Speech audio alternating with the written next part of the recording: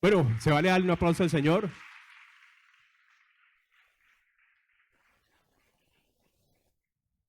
El tema de esta noche nació en mi corazón hace muchísimos años. Tal vez algunos de los que están aquí no habían nacido todavía. Es el producto de una de las oraciones más cortas que he hecho en toda mi vida. Apenas duró 2 segundos y tiene 5 palabras. Y a través de esa sencilla oración, mi vida, que era para mí una carga y no le encontraba sentido a la vida, no le encontraba sentido a mi existencia, empezó a recobrar vida. Y esa oración fue así de sencilla. Ahí la pueden leer ustedes. 5 palabritas. Haré lo que me pidas. Esas 5 palabritas que en el momento que las dije por primera vez, tenía 16 años, yo no las pude comprender muy bien, pero se las dije al Señor con todo mi corazón, que Él sí las entendió y se las tomó muy en serio. Él se la tomó muy en serio.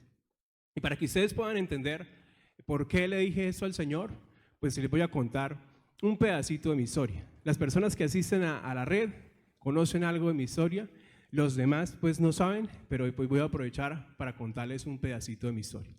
Entonces, mi vida fue muy triste y muy dolorosa.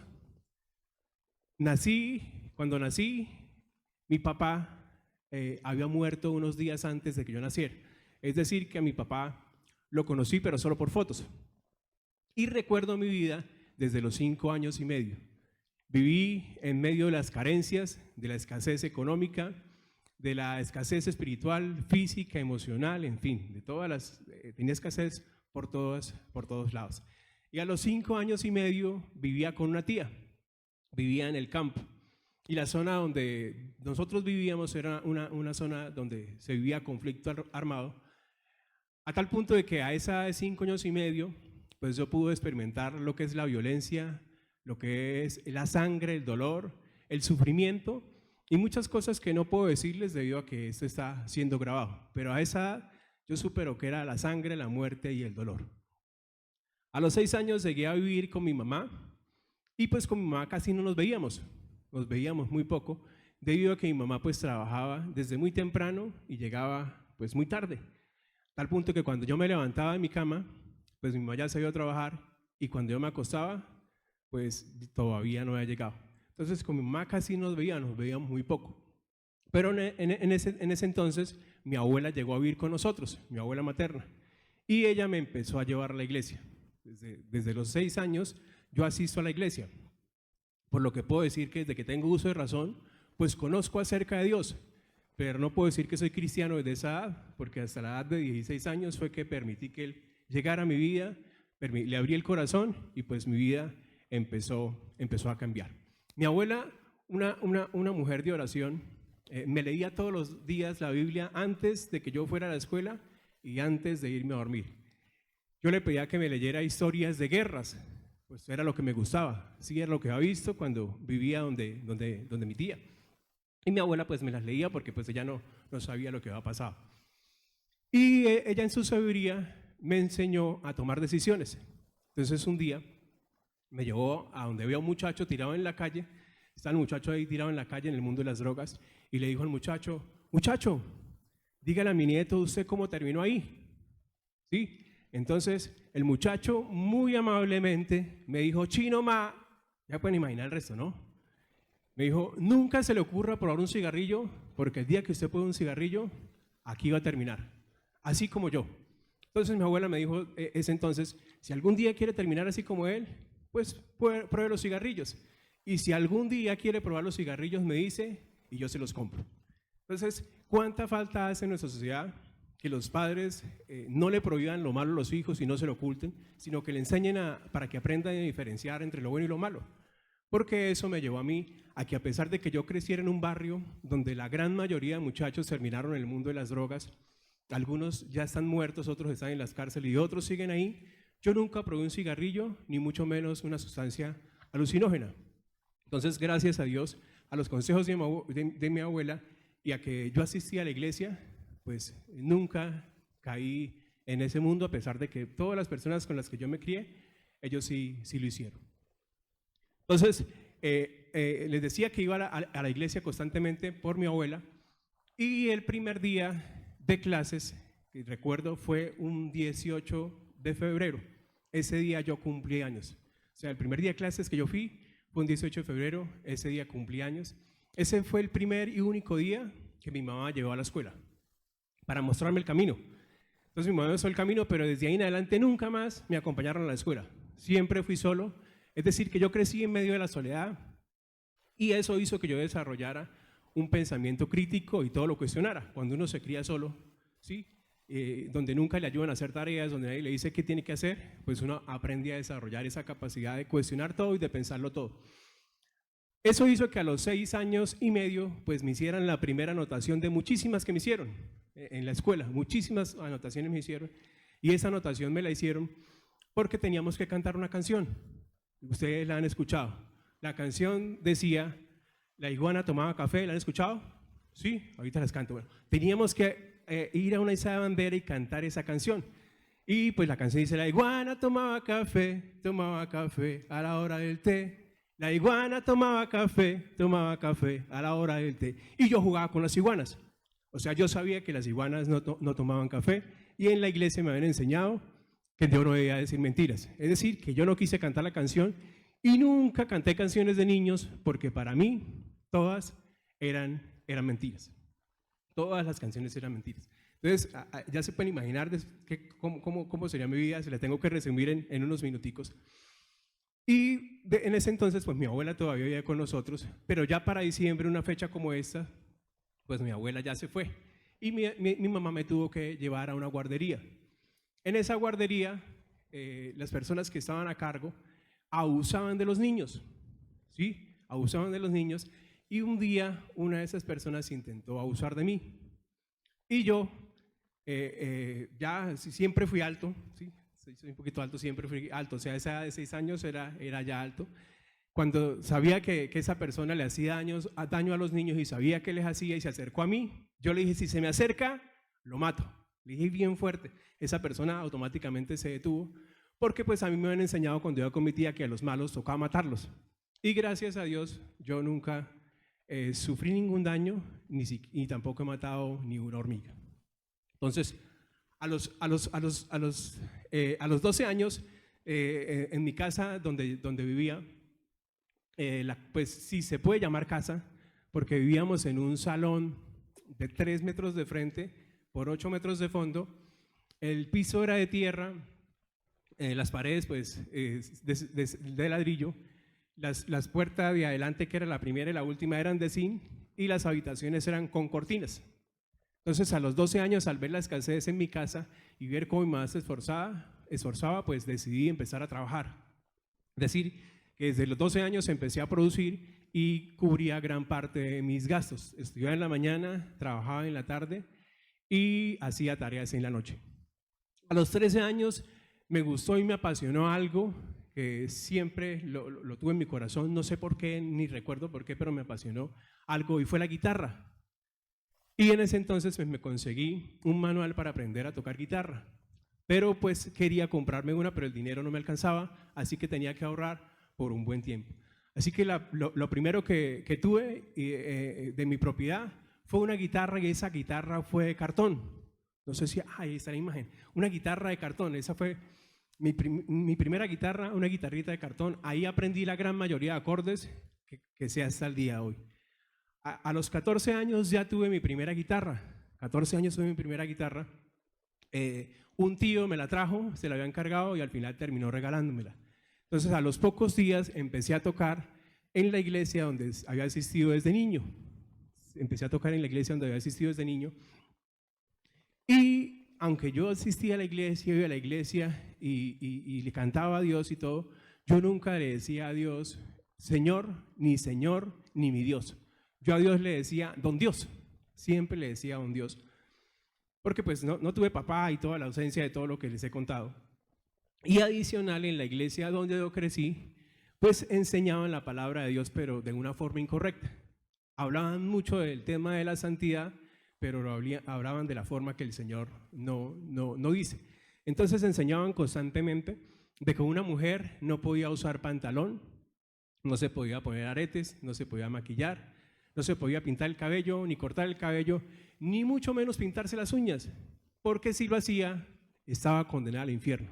Entonces esas cosas, y muchas cosas más, hacían de que yo, ese Dios de misericordia, amor y compasión, pensara, ¿cómo así que un Dios de amor y misericordia y compasión va a condenar a una mujer porque se ponga pantalón? Y esas cosas hacían que yo no pudiera aceptar a ese Dios que me enseñaban en la iglesia. En ese entonces se hacían vigilias. ¿Alguien sabe qué es una vigilia? ¿Sí? Bueno, se hacían vigilias, vigilias cada 4 meses, y es adorar a Dios toda la noche, en serio toda la noche, de 6 de la tarde a 6 de la mañana. Así. En ese entonces aparecieron canciones como, yo creo que algunos lo han escuchado, toda la noche sin parar. ¿Sí la han escuchado alguna vez? Bueno, y eso era real, toda la noche sin parar cantando alabanzas del Señor. Y en medio de una vigilia de esas, yo tocando mi guitarrita, el Espíritu Santo empezó a tocar a algunas hermanas, y una de ellas empezó a moverse como un helicóptero. ¿Sí? ¿Han visto alguna vez una persona así? Empezó a moverse como un helicóptero de una forma brusca, y medio estaba yo descuidado ahí, concentrado tocando, cuando ¡pum! Pasó y me pegó una cachetada durísima. Cuando cuento eso, me duele todavía la cara del totazo que sentí ese día. Y eso no fue todo. Ella se cayó. Y ahí viene dónde cayó. Encima de mi guitarra. Y se partió. Desde ese día dije, yo no quiero conocer a ese Espíritu Santo. Y eso y muchísimas cosas más hicieron que yo rechazara muchas cosas de Dios. Y cómo es de importante uno aprender a controlar las emociones, porque nosotros somos seres emocionales. No somos seres emocionales. Hace unos meses atrás me tocó hablar con una persona que se levantaba a las 4 de la mañana a orar durísimo, a voz en cuello, y pues despertaba a todos los vecinos. Sí, ahí pueden imaginar. Despertaba a todos los vecinos, y entonces alguien me llamó, me dijo, venga, usted que tiene paciencia, hable con esa persona, porque bueno, la situación, ¿no?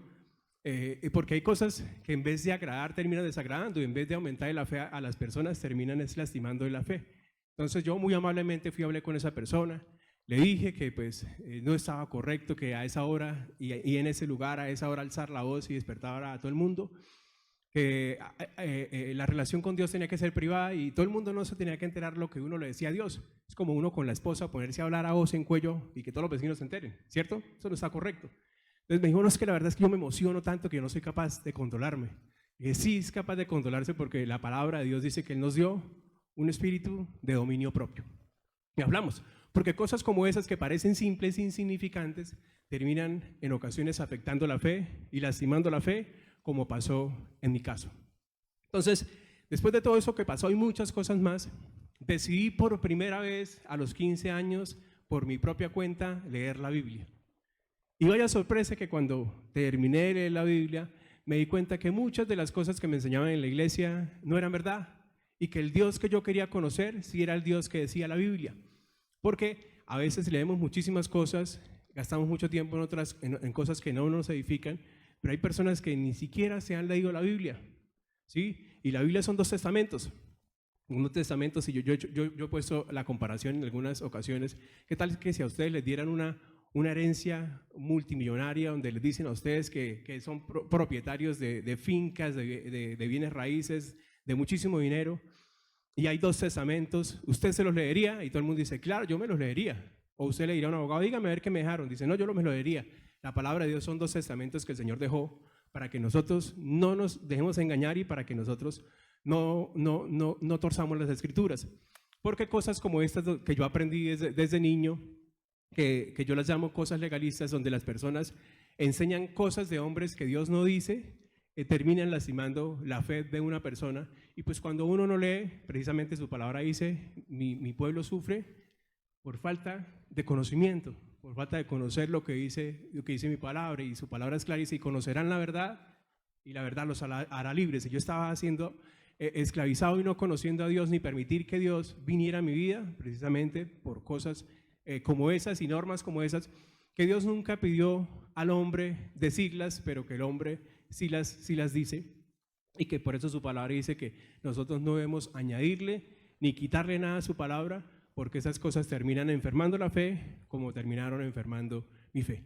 Pero en medio de todo eso y saber que ya el Dios que me enseñaba la Biblia era muy diferente al que me enseñaban en la iglesia, mi mente se llenó de un montón de dudas.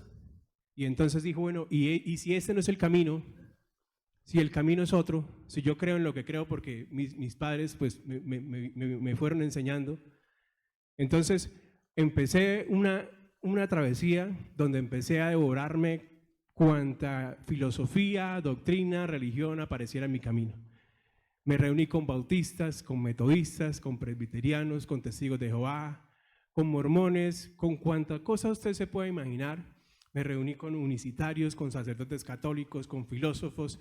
Empecé a estudiar y me volví adicto a la lectura. Estas gafas las tengo porque yo era capaz de leer 20 horas sin parar, devorándome cualquier libro porque quería conocer la verdad. Había un hambre en mí, en mi corazón, de conocer cuál era la verdad. Y empecé a estudiar todas las creencias y doctrinas de América Latina, y después del resto del mundo también. Me puse a estudiar el budismo, me leí la historia de Buda, me leí muchos de sus libros sagrados, como el Dhammapada, todo el tema de los monjes tibetanos y todas esas cosas acerca de la meditación trascendental.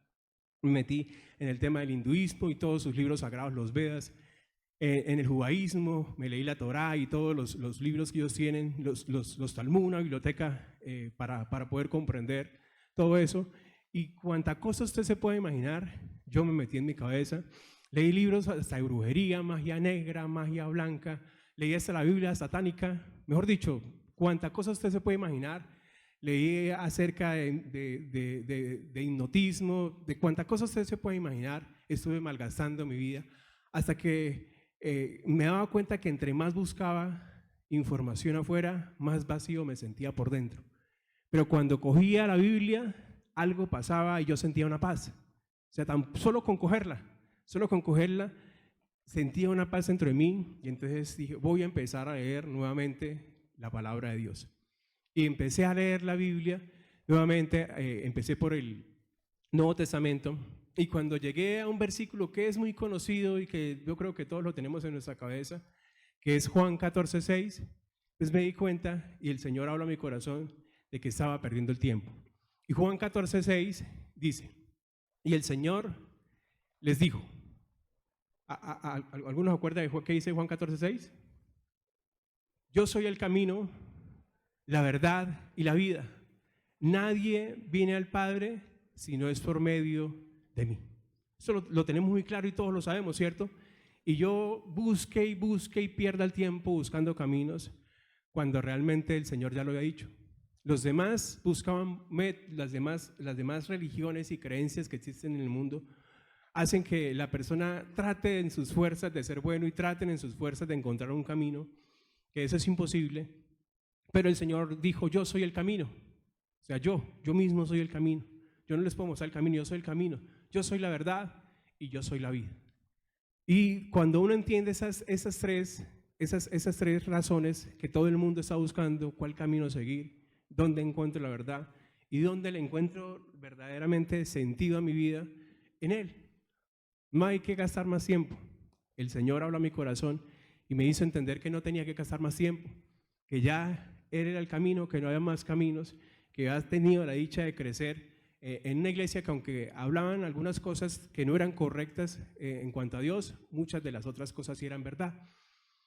Y meter en la palabra de Dios cosas que no dice, yo siempre lo he comparado como cuando uno hace una naranjada con 10 naranjas donde 9 están sanas y saludables, pero hay una dañada.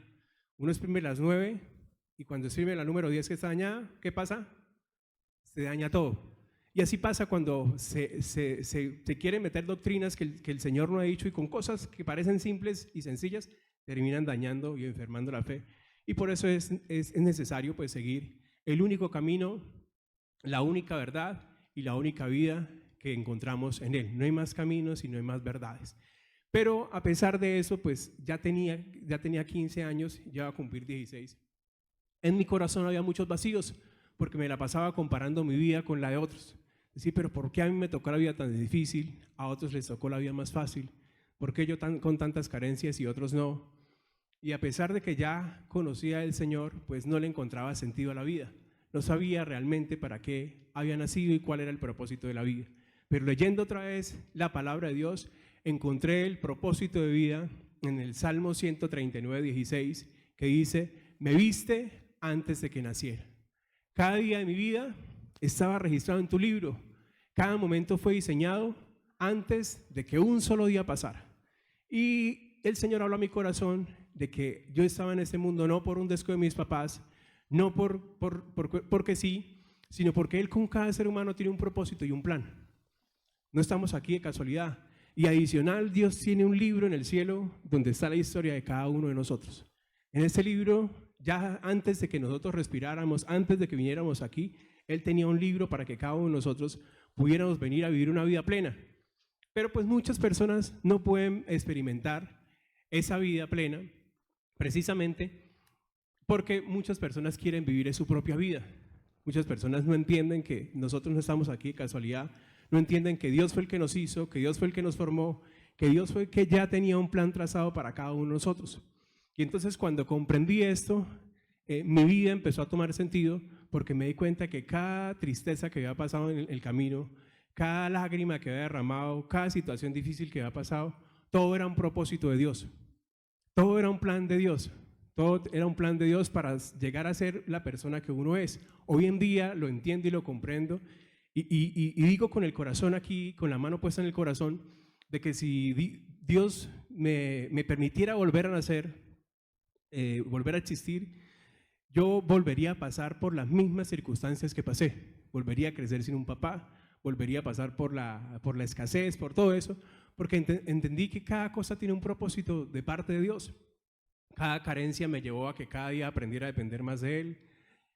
La ausencia de papá y todo lo que pasé, comprendí después de que aunque no tenía un papá terrenal, siempre tuve un padre espiritual que estuvo pendiente de mí, que nunca me ha dejado, que a pesar de las circunstancias difíciles que he pasado, me ha sostenido y me sigue sosteniendo, y comprendí que pues tenía un plan. Y entonces ese día me arrodillé, como generalmente lo hago cuando hago mis oraciones más íntimas. Hoy en día muy pocas personas se arrodillan ante Dios. Muchos se arrodillan para tomarse una selfie o para tomarse una mejor foto, pero muy pocos se arrodillan ante Dios. Y me arrodillé ante el Señor y le hice esta oración. Hoy entendí, Señor, que mi vida no es mía, por tal motivo no voy a luchar por mis sueños, sí, porque hoy en día el mundo lucha por sus sueños, voy a luchar por lo que tú ya soñaste en mí. Y hay muchas personas que se pueden ir de esta vida o se van a ir de esta vida sin haber cumplido el propósito de Dios, y por eso es que sienten vacíos adentro, porque vinimos con un plan y único, ese plan único y irrepetible. Entonces dejé de comparar mi vida con otros y entendí que yo era una persona única, que no debería envidiar lo de nadie ni mirarlo de nadie, porque yo era una persona única. Y la palabra de Dios pues es clara, ¿no? La palabra de Dios habla acerca de cada persona, con el plan que Dios ha hecho con cada persona en el transcurso de la humanidad. Por ejemplo, a Noé Dios le dijo que construyera un arca. ¿A alguien más le ha dicho que construya un arca? A nadie más. Y a nadie más le va a decir. Si alguien aparece por ahí que no, Dios para cada persona tiene un plan distinto. A Moisés Dios lo usó con una vara. ¿A alguien más usó con una vara? A Sansón le dijo que se dejara crecer el cabello. ¿Y alguien más le ha dicho que se deje crecer el cabello y usarlo como lo usó? No. Y así sucesivamente nosotros vemos cada persona que el Señor usó. A David lo usó con una honda y 5 piedritas, ¿no? ¿Alguien más lo ha usado de esa manera? No. Y si nosotros queremos que nos pase lo que a otros nos pasó o vivir la vida de otros, pues no vamos a poder experimentar nuestra propia vida y Dios no va a poder hacer el plan que tiene para cada uno de nosotros. Entonces ese día que le dije, haré lo que me pidas, el Señor empezó a cambiar mi forma de pensar, a cambiar mi forma de ver la vida, y todas esas preocupaciones y todos esos afanes se fueron yendo. Pero después de un tiempo se me olvidó la promesa que le había hecho a Dios y lo que le decía. Después de un tiempo se me olvidó y terminé metido en el pecado, terminé haciendo las cosas mal, terminé lastimando corazones, porque cuando uno empieza a descuidar su relación con Dios, cuando uno deja de orar, cuando uno cree que porque ya conozco acerca de Dios, sé quién es Él, y ya me he leído la Biblia tantas veces, entonces ya estoy bien, y se descuida, pues el enemigo aprovecha y lo empieza a sacarnos del camino. Y a mí me sacó por algún tiempo, porque pues la palabra de Dios es clara. Dice 1 Corintios 10:12 en la traducción al lenguaje actual, Por eso, que nadie se sienta seguro de que no va a pecar, pues puede ser el primero en hacerlo. Cuando uno siente que ya está súper seguro y que no va a pecar, uno puede ser el primero en hacerlo, y pues eso me pasó a mí. Pero a los 25 años, otra vez, le volví a decir al Señor: Señor, a partir de hoy renuncio, ahora sí, a mis sueños, porque quise en ese lapso de tiempo poder cumplir mis planes, poder cumplir mis sueños y hacer mi vida, pero las cosas se me fueron al revés. Y a los 25 años volví otra vez a decirle al Señor: haré lo que me pidas. Y entonces el Señor pues se tomó otra vez en serio la oración, y desde ese entonces se la repito a Él todos los días, y pues la historia es demasiado larga, porque el Señor todos los días lo pone a hacer cosas diferentes. Cuando uno va todos los días: Señor, hoy, ¿qué necesitas que haga? Entonces el Señor empieza a hablarle a su corazón y a hablarle a su vida, y a que uno le encuentre sentido a todo. Yo no sé lo que es la preocupación, el afán, el estrés, la ansiedad, nada de eso, la escasez, no sé lo que es eso, porque cuando uno le entrega la vida 100% a Dios, uno vive tranquilo, vive feliz, porque Él es el que trabaja en el corazón de uno. Pero para poder cumplir el plan de Dios en la vida de uno, pues Dios nos pide a nosotros 4 cosas, ¿sí? Nos pide 4 cosas. Y esas 4 cosas se encuentran en Lucas 9:23. Lucas 9:23, que dice: entonces dijo a la multitud: si alguno de ustedes quiere ser mi seguidor, tiene que abandonar su propia manera de vivir, tomar su cruz cada día y seguirme. Son versículos que hemos escuchado muchas veces, ¿cierto? Pero a veces no los meditamos y no les ponemos cuidado. Y para que ustedes lo puedan comprender y lo puedan entender, vamos a pensar en las 4 patas que tiene ahí su silla, ¿sí? ¿Qué pasa si una falta? Se cae, ¿cierto? Si una de las patas de la silla falta, se cae. O los 4 escaloncitos allá. Entonces hay 4 pasos que el Señor nos pide para que nosotros podamos cumplir su plan aquí en la tierra, y para que el día que lleguemos al cielo podamos decir: cumplí la misión por la cual Dios me llevó a esta tierra, ¿sí? Y podamos vivir aquí tranquilos y felices en medio de las circunstancias y las noticias y el caos que nos puedan dar diariamente. Y esos 4 pasos nos los muestra ahí el versículo de Lucas 9:24. Y entonces dice, lo primero que dice es: si alguno quiere. Si alguno quiere. Entonces el primero es querer. Dios no obliga a nadie a que lo tenga que seguir la fuerza. Todo lo que Dios nos pide tiene que ser por nuestra propia voluntad. Por nuestra propia voluntad. Ahí están los 4 escaloncitos. Entonces el primero es querer. Y como yo digo, mi frase favorita: el que quiere, puede. El que no, busca excusas. Entonces, si uno realmente quiere seguir a Dios, yo creo que todo el mundo dirá: claro, yo quiero seguirlo. Por lo general, casi nadie dice que no, cuando sabe los beneficios que tiene, y cuando sabe que no hay otro camino, cuando ha comprendido que no hay más camino, dice: sí, yo quiero seguir al Señor. Yo quiero seguirlo. O sea, en mi ser y en mi existencia está ese deseo de seguirlo.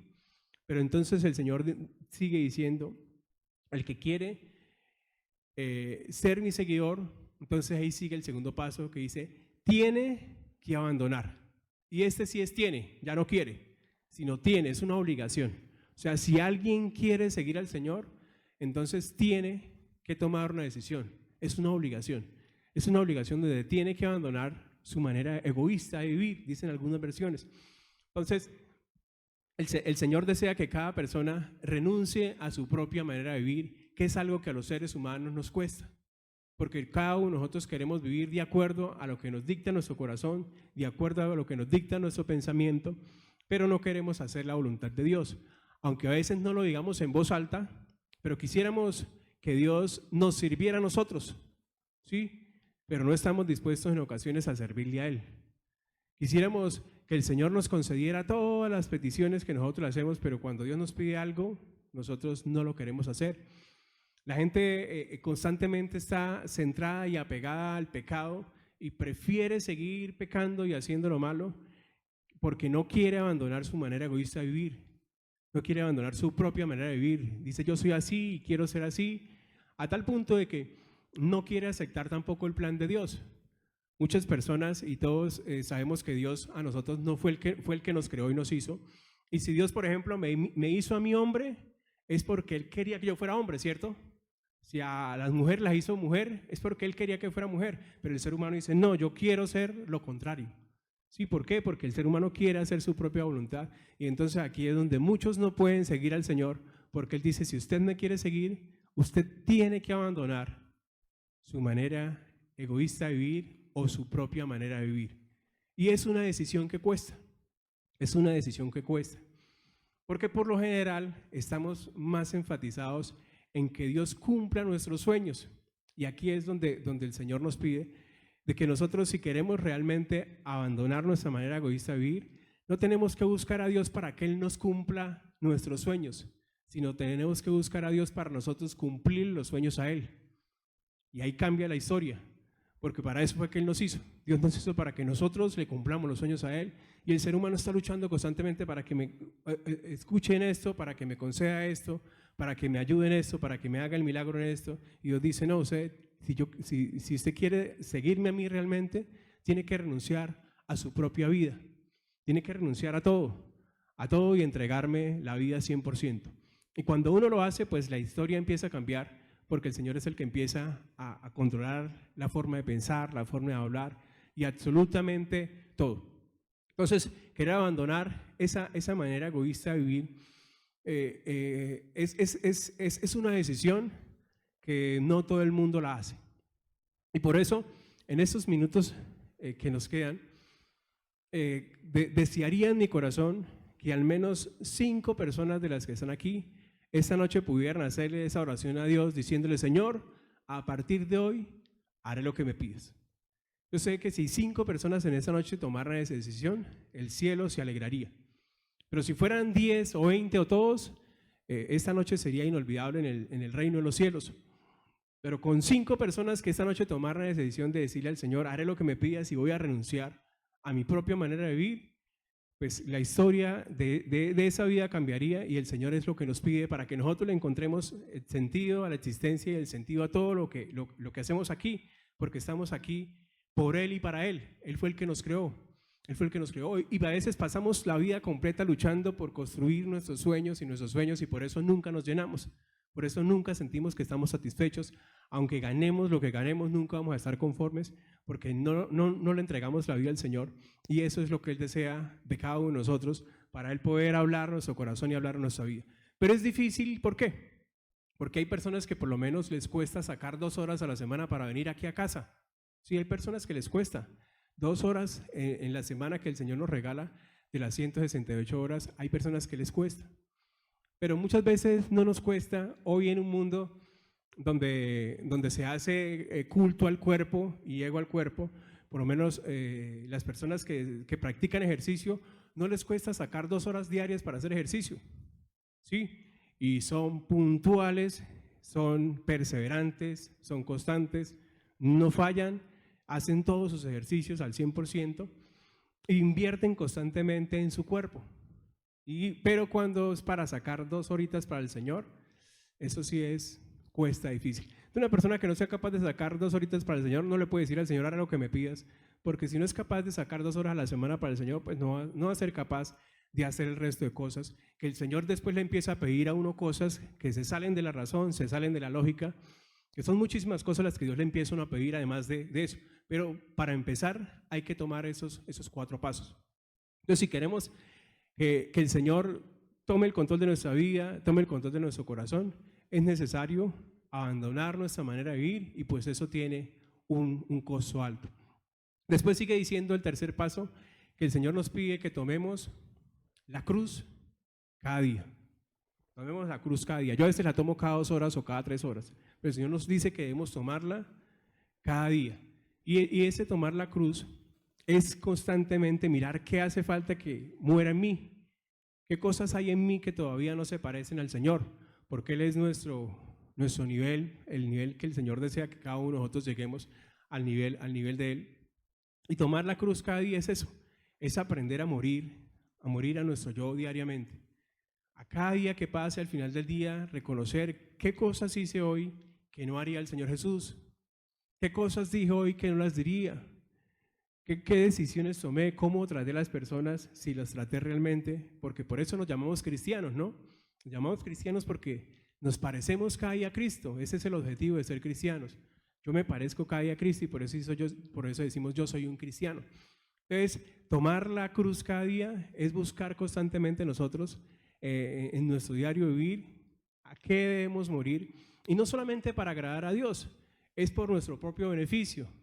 Porque pues ya sabemos que la paga del pecado es muerte. O sea, nos trae a nosotros destrucción, nos trae ruina y nos trae todas las cosas malas que provoca pues el pecado.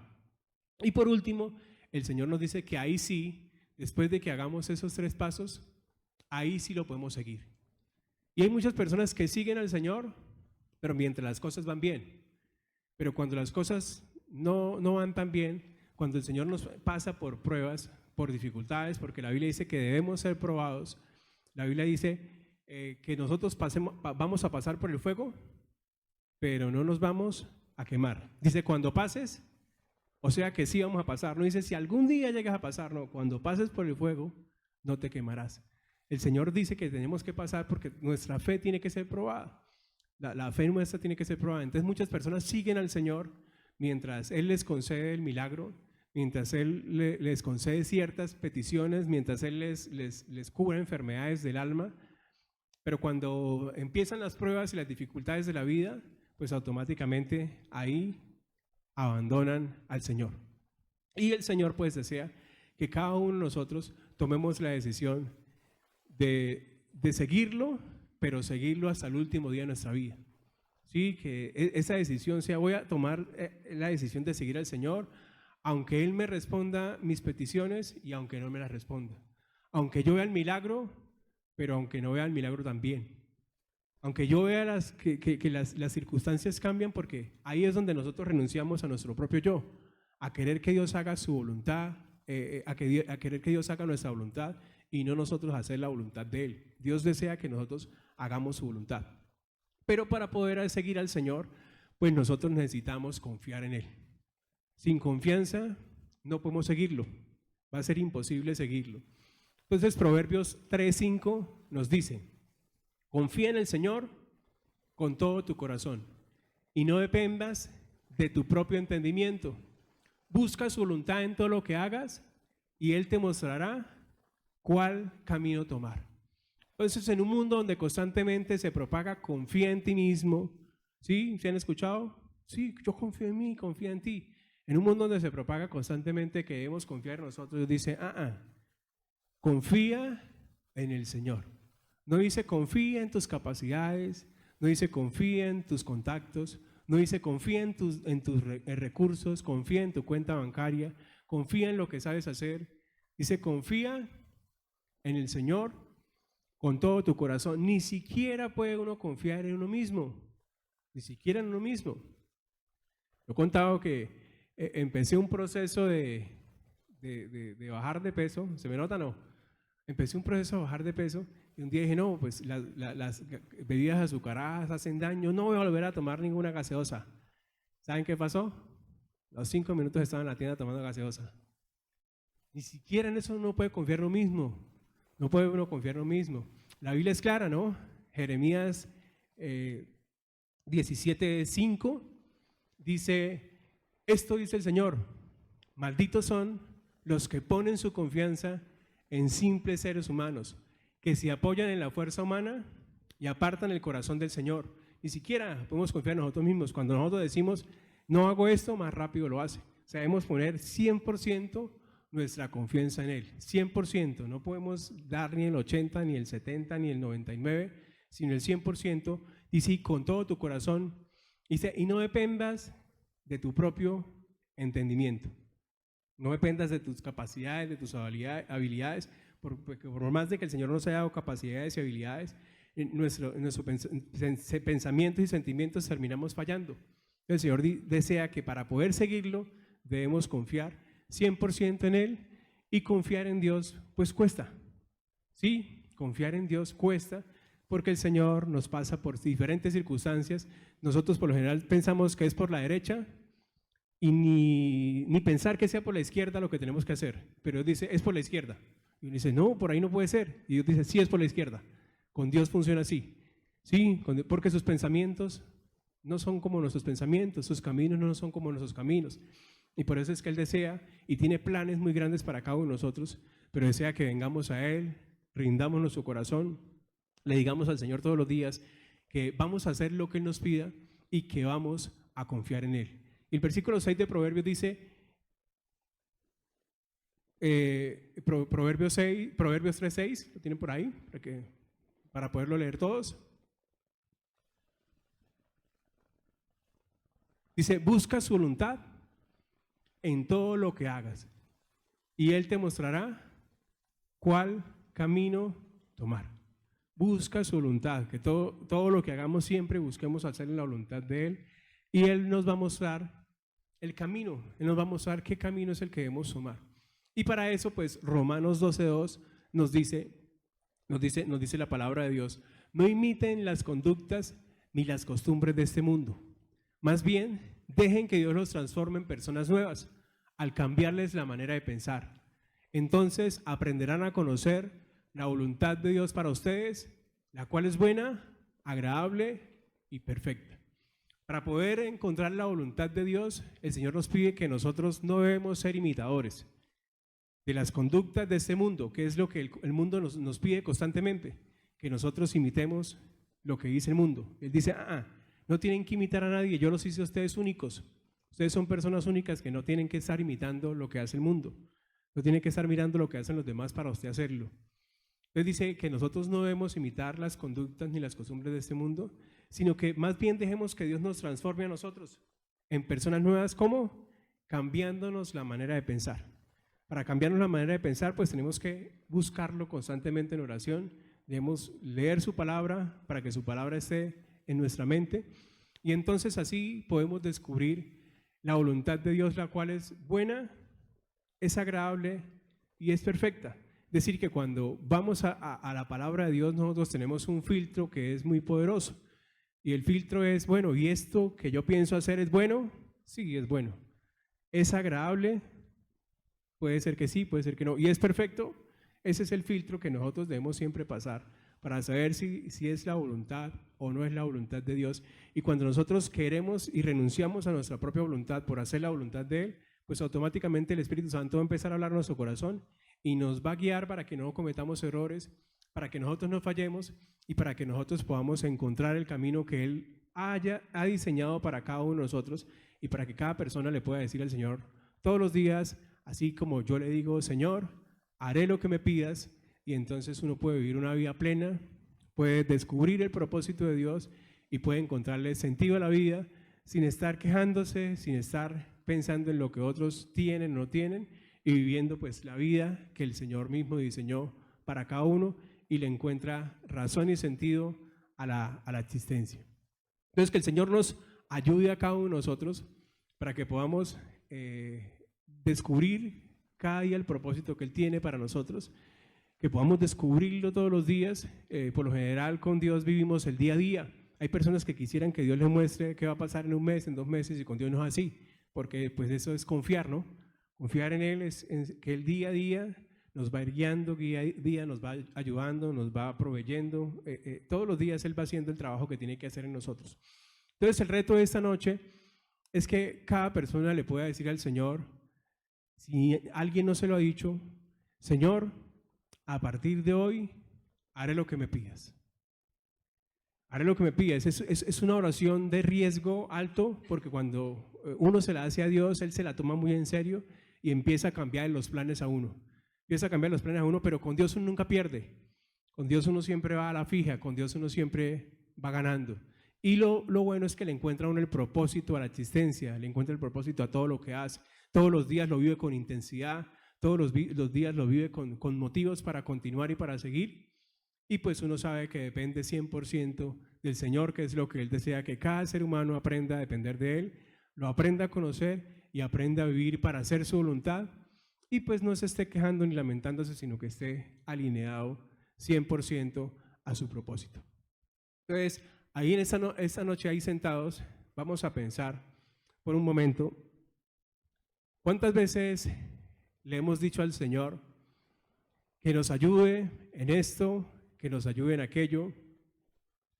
¿Cuántas veces le hemos dicho al Señor que nos solucione ese problema, que nos solucione este otro problema, que por lo general creo que son muchas las veces que le hemos dicho al Señor. Pero ¿cuántas veces le hemos dicho al Señor, Señor, quiero hacer lo que tú me envíes a hacer? ¿Cuántas veces le hemos dicho al Señor, el Señor en esta noche está buscando mujeres y hombres valientes que le puedan decir al Señor lo mismo que un día yo le dije, Señor, haré lo que me pidas? El Señor está buscando en esta noche, y no sé si en esta noche haya alguien aquí en este lugar que quiera decirle al Señor, Señor, quiero entregarte mi vida, mi corazón, mi mente, todo lo que soy. Quiero cumplir el plan por el cual me diseñaste. Quiero vivir la vida que tú has planeado para mí. No quiero irme de este mundo, sino haber cumplido el plan y el propósito por el cual tú me creaste. Cuando uno lo hace así, deja de preocuparse por tantas cosas y afanes que uno quiere lograr, y el Señor es el que empieza a gobernar y a controlar su vida y su existencia. Entonces, si hay alguien aquí en esta noche que desee decir eso al Señor, lo invito a que se ponga de pie. Si hay alguien que desea decirle, Señor, a partir de hoy, haz lo que me pidas,